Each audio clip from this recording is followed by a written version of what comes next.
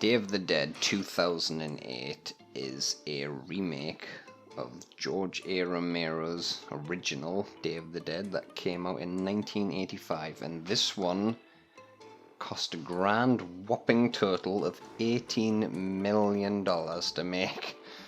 So keep that in mind while we go through this. So for some reason the movie opens with what looks like the setting for fucking teen slasher. Like Ghostface or Jason's gonna show up here and off all these kids.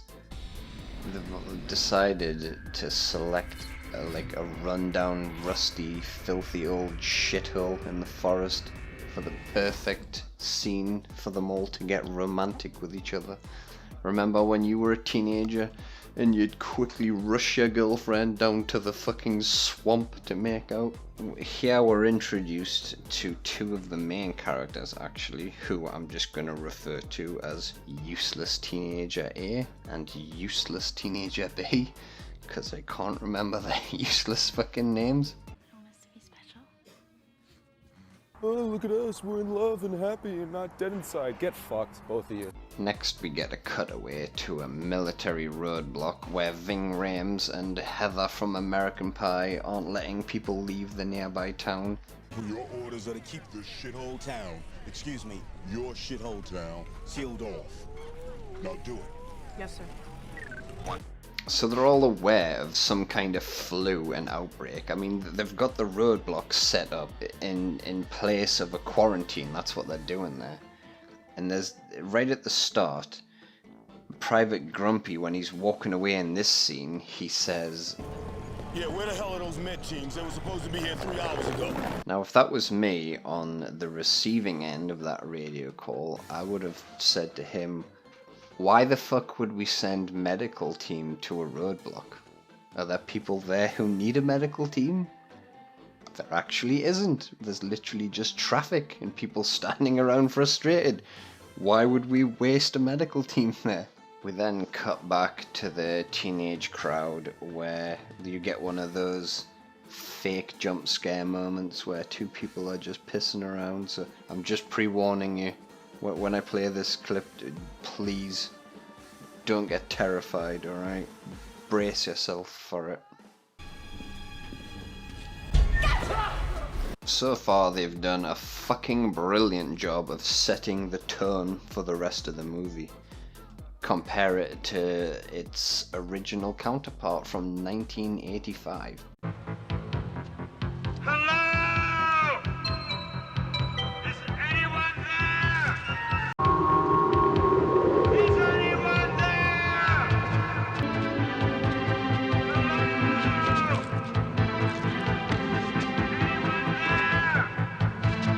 The mood quickly shifts from eerie to fucking terrifying when a military-based group of survivors make an on-the-street effort to call out to any civilians who may have survived, and they are instead met with an absolute army of the undead.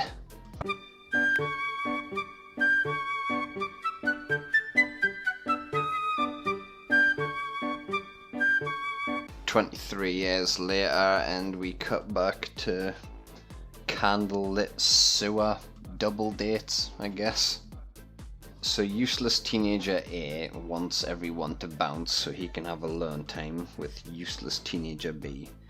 And at this point, Vivian from the Young Ones starts showing all the signs of a potentially contagious virus when he's literally nose bleeding all over his girlfriend's fucking tits. And it like, we've already established that there's a quarantine going on, there's roadblocks and people aren't allowed to leave this area. That's how bad this outbreak has gotten. But these guys are somehow completely unaware. Like, how are you unaware? How's there a military roadblock, but you don't know anything about the flu virus thing that's happening?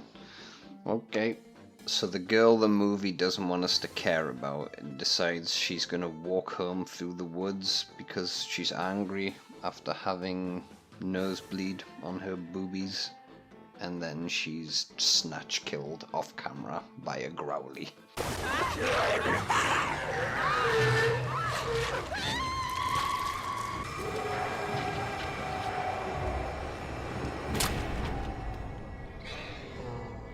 Apparently they don't like eating tattooed skin, which is a shame because this information never reaches anyone else for the rest of the movie.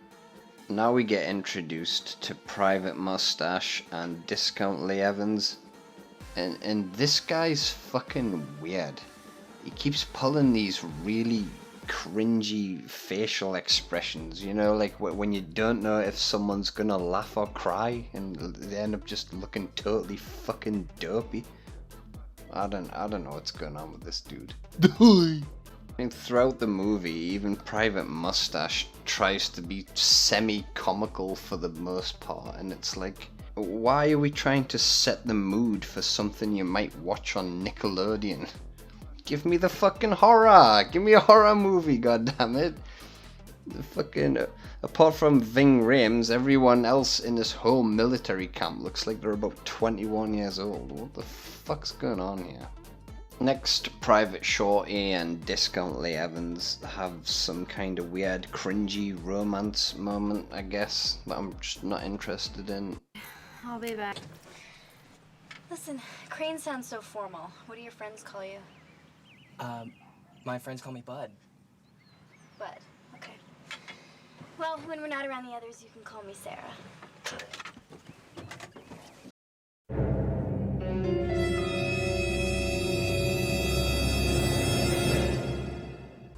Private Shorty walks into this house and cockblocks useless teenager A from getting it on with useless teenager B, and it turns out that useless teenager A is actually her little brother, and this is her old house where she used to live.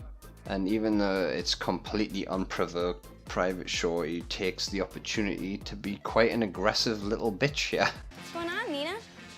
Nothing, really. Your father's still teaching Sunday school? What? This is so not cool. You know what? You missed a button right there. What the hell are you doing here? Enforcing the quarantine. What's up with not returning my calls? What quarantine? What calls?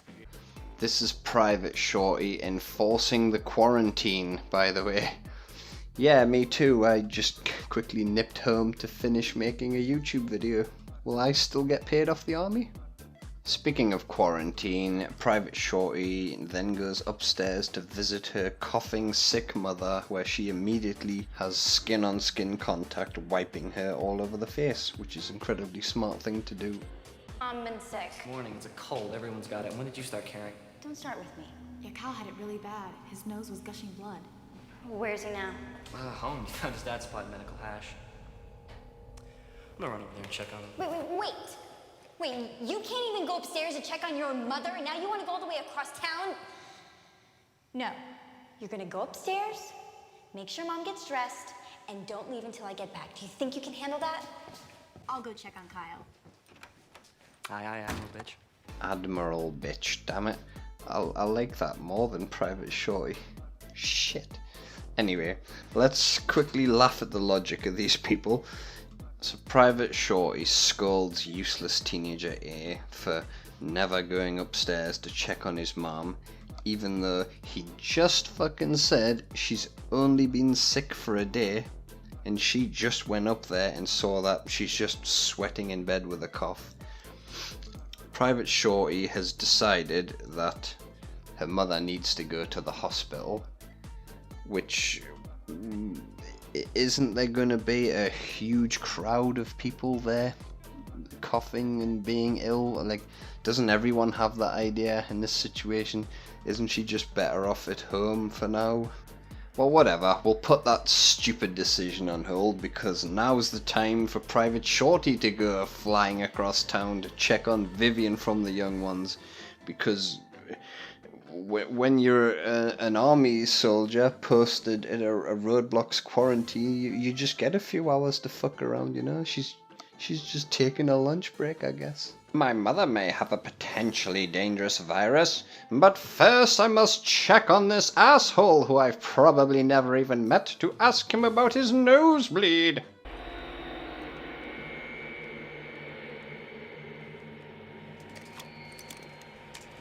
Oh, shit. Don't worry, it's not loaded.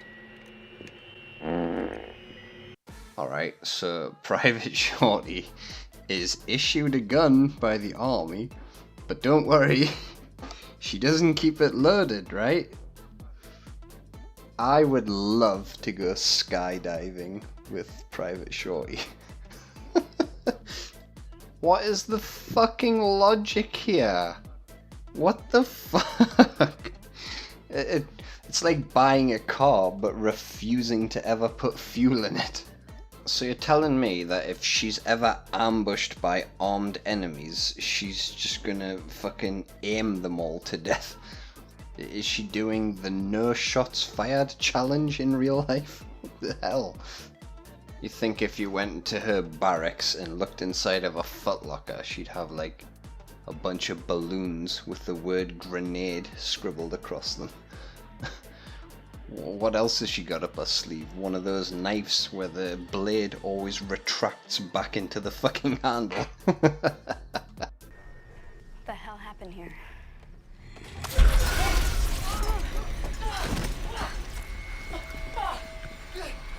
Two dead bodies wait patiently on their feet in this scene to fall from a fucking curtain, causing a genius level jump scare.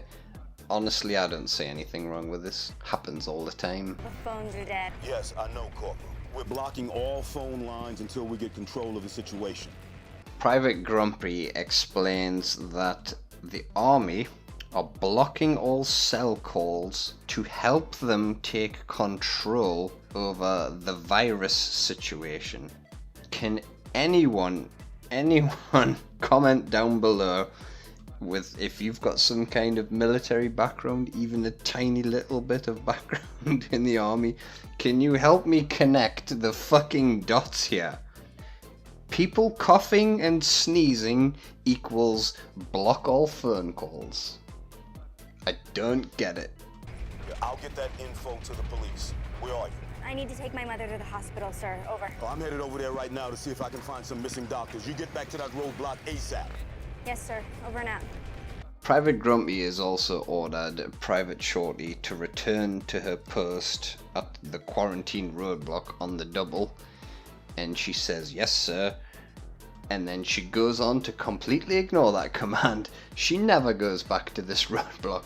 She's got plans to go home and take her mom to the hospital, even though Private Grumpy, he just said he was at the hospital. So she's obviously going to get there, and they're obviously going to see each other. Isn't he going to be like, "Whoa, what the fuck are you doing here? I didn't tell you to come to the hospital. I told you to get your fucking ass to the roadblock. What the hell?" But nope, that never happens. Now, there's also a moment where Discount Lee Evans asks Private Shorty about the empty gun and why she doesn't keep it loaded. And the only explanation she offers is she just says that it's complicated. Why isn't your gun loaded? It's complicated. That's all she says. It's complicated. And he follows that up by telling her that he's a vegetarian. Cool. I'm a vegetarian, by the way. I think he meant to say virgin, but he tells her he's a vegetarian, and she's like, "Oh well, let's just keep it between us." Maybe we should keep that between us. And I'm thinking, well, keep it between us that you're a complete moron who hasn't got bullets in a gun, or keep it between us that he's a vegetarian? Because who's gonna give a fuck if he's a vegetarian? If both of you walked up to me and gave me those two facts, I would completely ignore the fact that this guy's a fucking vegetarian, and I would laugh and make fun of you for being an absolute fucking moron. So Captain No Bullets takes her mom to the hospital where there's just an absolute hive of people coughing and sweating and fucking dying all over the place. Absolutely no fucker here is wearing gloves, sanitizing their hands, keeping 2 meters apart. Not a face mask to be seen anywhere. Okay? Excuse me. Ma'am, my mom needs a doctor. Yeah, her and everyone else. Look, here, just write her name on the list and we'll get to her. I can't wait. Listen, lady, half the town's sick. We're overwhelmed and understaffed. Just write her name down on the list. Is that really how shit would go down? The receptionist physically gives you the list of people who need to be looked after, and then she turns her back and walks away. Thumbs up on the video if you would just cross everyone's name off and put your mother's name on the fucking top. You stupid fucking bitch. Unfortunately, her gun isn't the only thing that's empty, and she puts her mother's name on the bottom and walks away. So Discount Lee Evans is keeping the mother company for whatever reason. I guess that's what he gets paid to do in the army. All of a sudden, for no real explained reason, the mother suddenly looks like she was kicked up the arse by Father Ted.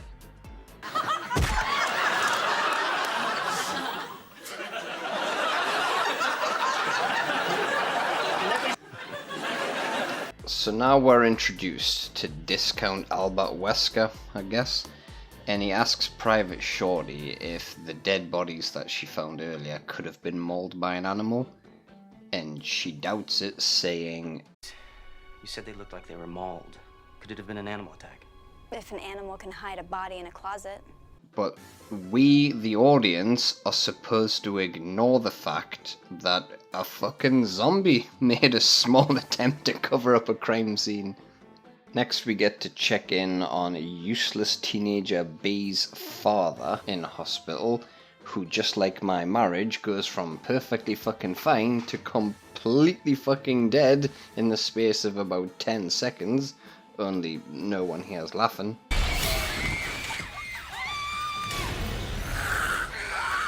Next we're shown that the town outside the hospital has completely fallen to shit, and this zombie gets up and walks away from a hilariously animated car accident because I guess he's the one zombie who has an adamantium skeleton.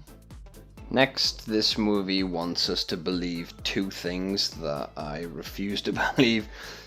One, a zombie lies in wait and bides his time and picks the correct moment to launch an ambush attack for some reason. He does this by mixing himself in with the dead parents, I guess. The next thing the movie wants us to believe is that 3 armed policemen are incapable of putting him down. And also, as this little scene ends, you'll hear like 4 gunshots and then it just cuts to silence.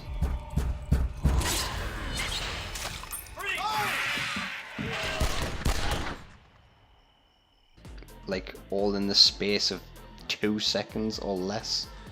So what, that one zombie, he managed to fucking kill those 3 guys at lightning speed. Like where's the rest of the gunshots and panicking and stuff? What happened in there? That's why the movie cut away, because bullshit happened in there.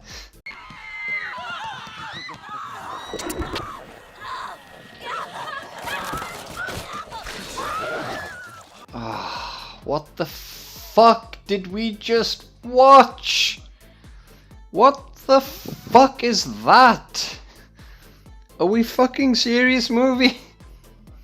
Next he's gonna be wearing a fucking superhero outfit and shooting fucking webs out of his wrist. Fuck me.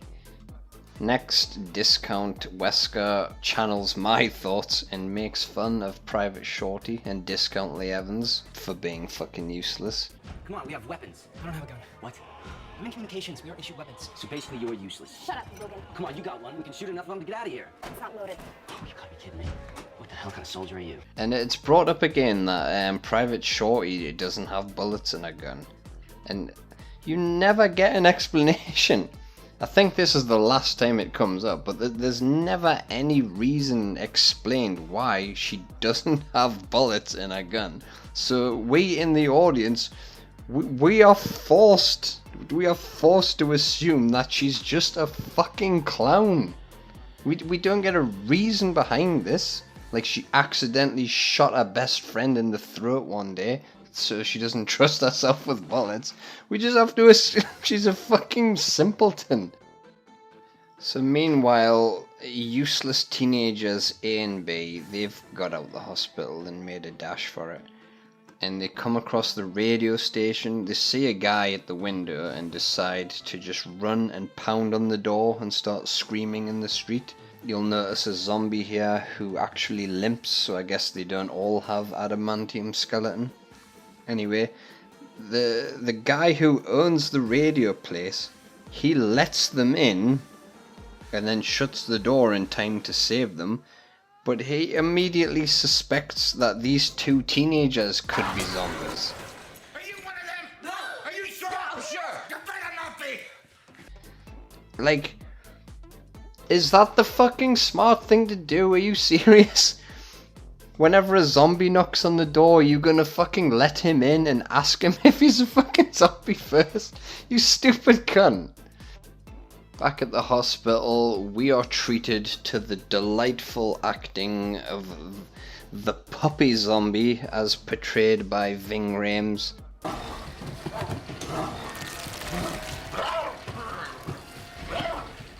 In case I didn't mention it earlier, this movie cost 18 million to make. Now, even though the zombies can just ignore gravity and climb along the fucking ceiling, you'll notice in this scene that there's a bunch of them banging on the fucking air vents with brooms and mops. At no point in the studio did anybody say, you know what, I think this is just a little bit fucking silly. Did anyone in this room actually watch the original? What are we doing here, people? I'm looking at zombies tapping on the fucking air shaft with goddamn broom and mop. Next, old puppy zombie Private Grumpy bites Discount Lee Evans on the fingers. And then, oh no, it wasn't the fingers, it was the side of his hand, I guess. Then Private Shorty tips bleach on him and he screams and squeals like a little bitch.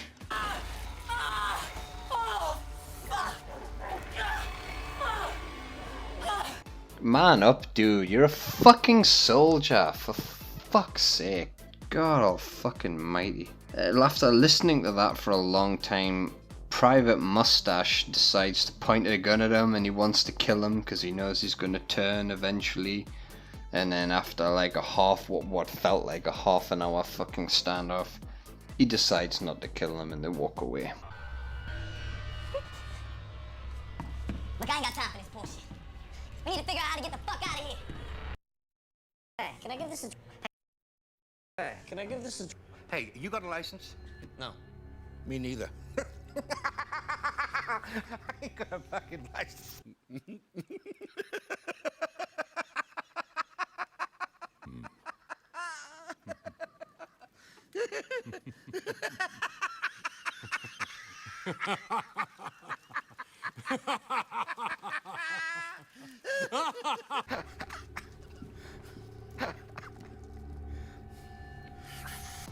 So, useless teenager A is using the radio station to try and ask for help, and his zombie mother in the streets randomly hears him on a car radio. The car doesn't even seem to be switched on, but the fucking radio is on, and she recognizes his voice, and she makes the conscious decision to head on over to the fucking radio station to meet with him. Now, if she's going over there to eat him and kill him, which presumably, hopefully she is, I'm okay with that. Once the army clowns are outside with a Discount Wesker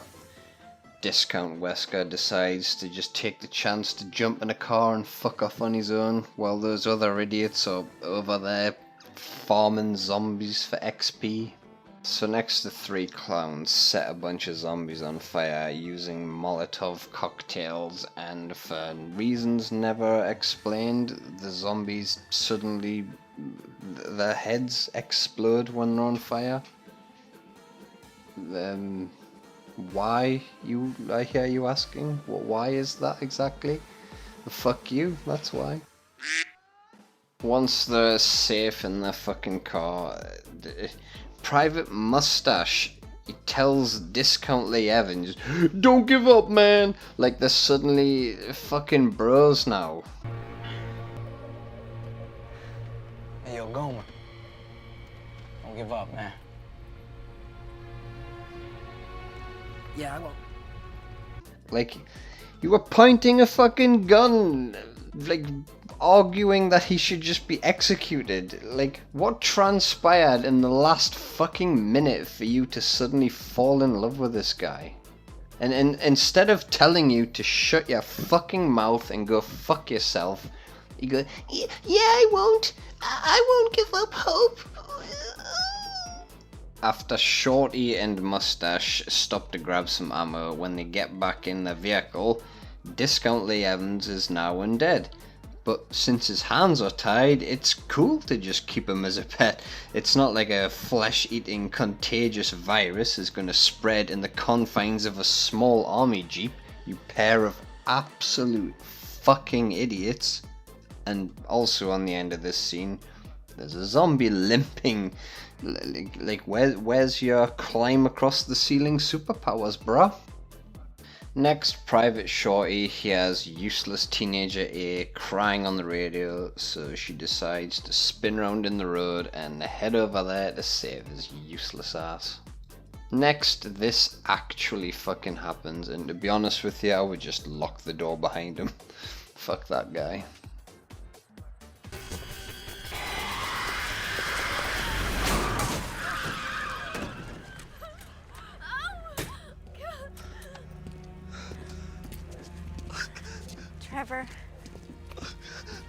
Trevor, it wasn't her. Not anymore. Is this cameraman trying to balance his equipment on his fucking head? What is this fucking camera shot? What the fuck are you doing? Tell me! God damn it! What the fuck? Like, did they really kill the actress who played Zombie Mother so they could only do one take? Shoot the scene again, you stupid asshole. What are you fucking doing? Have you got like a hot cup of coffee and a phone call in each hand? What? Ugh. Right. Anyway, you'll also notice that Private Shorty has just ran down and executed her mother with little to no diagnosis on her condition. Alexa, how many fucks were given this day? So to really suck the horror and fear out of their movie, they really insisted on having this friendly zombie, and to make it make sense, they say it's because he was a vegetarian. That's why he's not eating and killing people.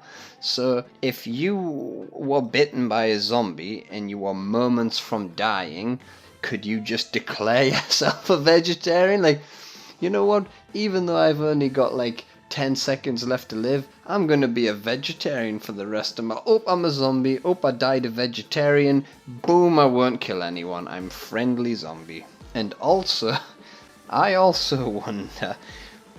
What if you were a serial killer? What if you were addicted to killing people, you enjoyed murdering people, you liked hearing people scream, bleed and die in front of you, but you were a vegetarian? Would you still be the friendly zombie? Shit is ridiculous. I mean, Thriller over here ain't trying to eat us. He's a vegetarian. This movie is completely fucking stupid. The only reason why we keeping this bitch around. Everyone grab as much firepower as you can. Look at this shit. He likes you. That little zombie crush. I need to find cover. Some place we can defend. The old Nike set's about a mile from here. Yeah. You're right, we can hold up there, wait for daylight, good call. All right, we're gonna keep Bud with us. Why? He might be useful against them. And he follows orders, I like that. But if he tries anything. Headshot. Yeah, come on, Mr. Follows orders. About face!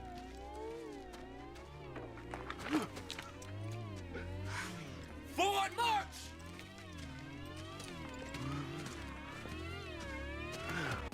This stuff doesn't make a pure mockery of the entire movie or its integrity at all. It's really smart plot building, and I, for one, can't wait to see where all of this goes. I suddenly care deeply about all of the characters that we have left alive here. Like, maybe at the end, the zombie Lee Evans he'll pilot the escape chopper, and he'll put on shades and smirk, and he'll go, "Not today, motherfucker," and then he'll launch the nukes that vaporize the town, and he saves the world. Is that what we're aiming towards? I hope so. So the whole circus end up at the rusty shithole we saw right back at the start of the movie for no reason, really. And they're set upon by a horde of zombies who burst in after them, and for some reason they just totally ignore all the living characters, and they just decide to tunnel zombie Lee Evans, and then it looks like they pound him into the ground. So then the four clowns stumble upon a secret underground umbrella base, I guess, that offers absolutely no resistance in the way of security measures. They literally just push a fucking rusty door open and then boom, secret lab. So at this point they come across Discount Wesker again, and he's just sat on the floor in an empty room, cowering. Like they pull guns on him and they bully him for an origin story that you know is coming at this point. And the thing is, we don't fucking care anymore. Like, as an audience, like, what, you think this is gonna save the movie? Finding out what caused it all? No, it's too late for that. It's too late for an origin story now. You've made too many fucking mistakes, too many letdowns. Just show us the fucking credits already. Next, they're watching the video diary of some discount William Birkin, and everything he tells them is as fucking cliche as it comes.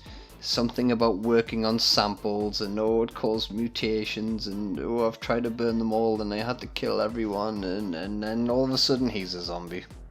So then they walk out of that room and they immediately bump into discount William Birkin.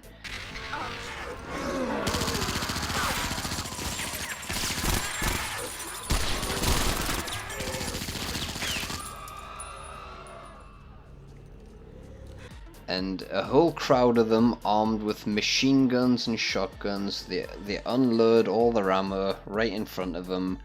But he's an Agent Smith from the fucking Matrix, and he just dodges all their bullets and gets away. He doesn't advance on them like you would expect a zombie to. He actually makes a tactful retreat because he's a smart zombie, because fuck you. Girlfriend now.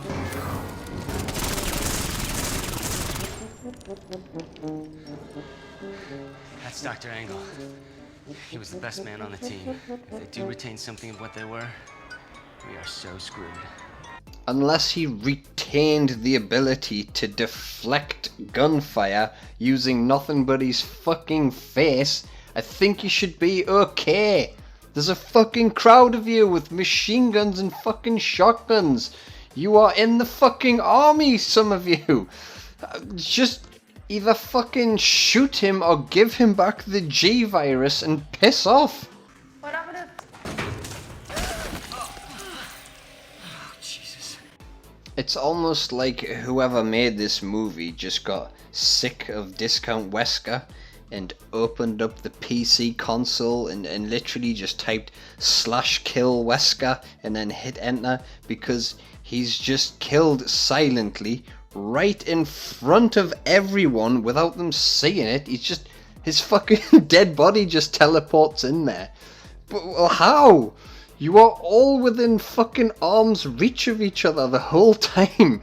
And, fuck this fucking movie, man. What happened to...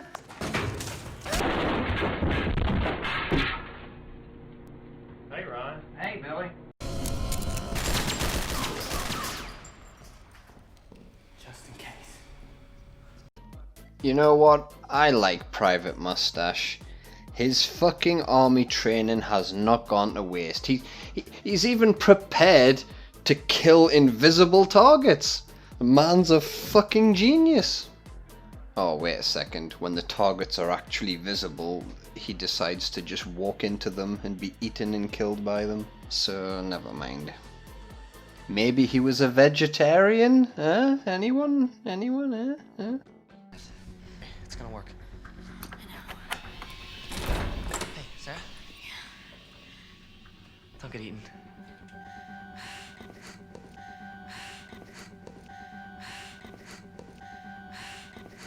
Okay. Private Shorty sneaks up on a crowd of zombies, shouts on them, and they just kind of stare at her.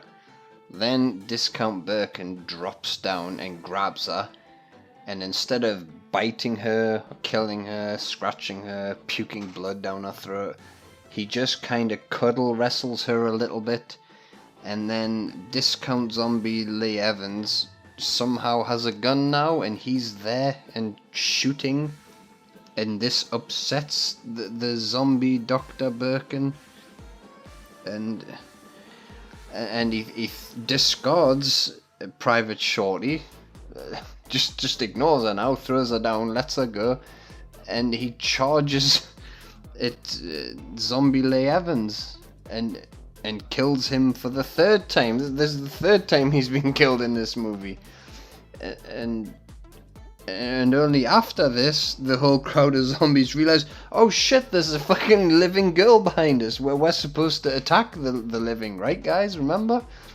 Shit, let's get back to it.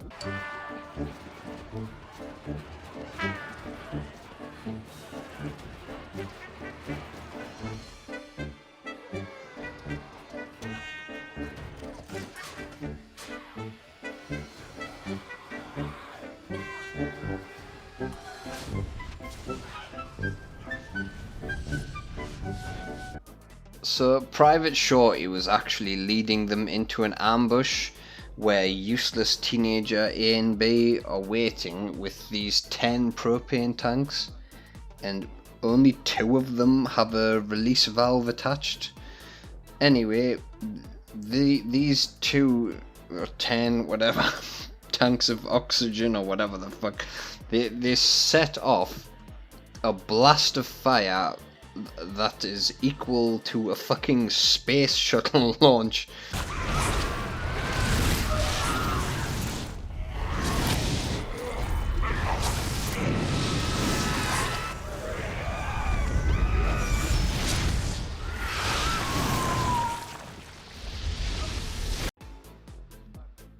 And even though these flames, well, they belch down all the corridors, but even though they last about 5 seconds, it's okay, because all of the zombies are made of dynamite.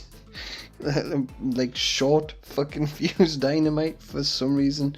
And you'll also notice that a bunch of these zombies are running away in fear. A bunch of these zombies are scared of the fire.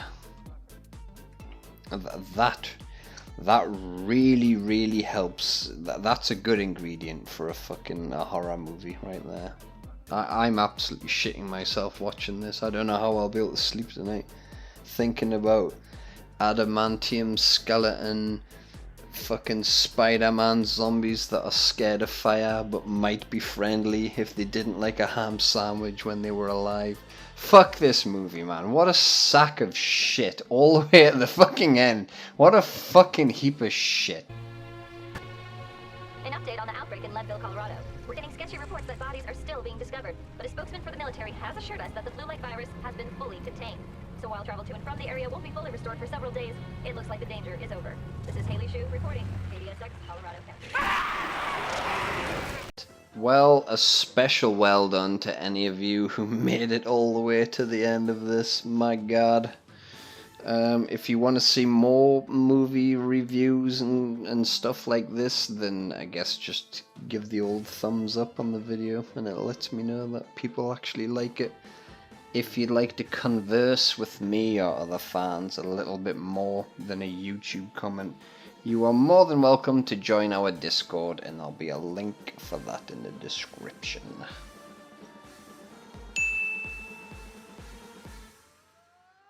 Intelligence, and which is what Sarah has for survival and for thinking on the spot and for acting quickly, and is sort of the ideal of the person you would want if you had to go hunt down some zombies. Perhaps you didn't watch your own movie, friend, because she doesn't keep bullets in her fucking gun. What are you talking about, you fucking idiot?